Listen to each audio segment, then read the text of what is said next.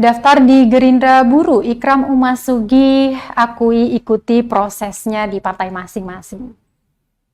Ikram Umassugi bersama tim pendukung mengembalikan formulir pendaftaran bakal calon Bupati Buru periode 2024-2029 di Sekretariat DPC Partai Gerakan Indonesia Raya atau Gerindra Kabupaten Buru. Ikram Umassugi datang sekitar pukul 15.03 waktu Indonesia Timur bersama dua anggota DPRD Kabupaten Buru dari fraksi PKB, Jalil Mukadar dan Jamaluddin Bugis, serta sejumlah kader PKB juga para simpatisan. Kedatangan Ketua DPC Partai Kebangkitan Bangsa itu disambut oleh Ketua DPC Partai Gerindra, Aziz Tomia, Ketua Penjaringan M. Rustam Fadli Tukuboya, serta kader Partai Gerindra. Ikram Umassugi menjelaskan Gerindra merupakan partai kedua darinya mengembalikan formulir pendaftaran tersebut.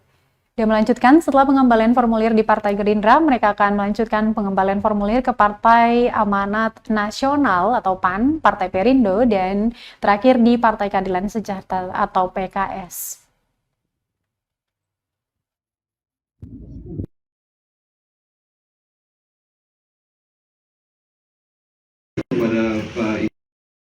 Kita lakukan hari ini, kita kembalikan kepada partai masing-masing, silakan berproses.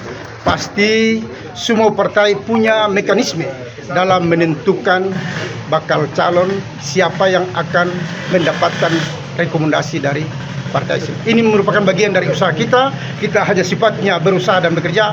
Mudah-mudahan dijabah oleh Allah Subhanahu wa Ta'ala. Apakah Bapak yakin akan direkomendasikan oleh Partai Gerindra untuk calon bupati nanti? Insya Allah, kita sebagai umat.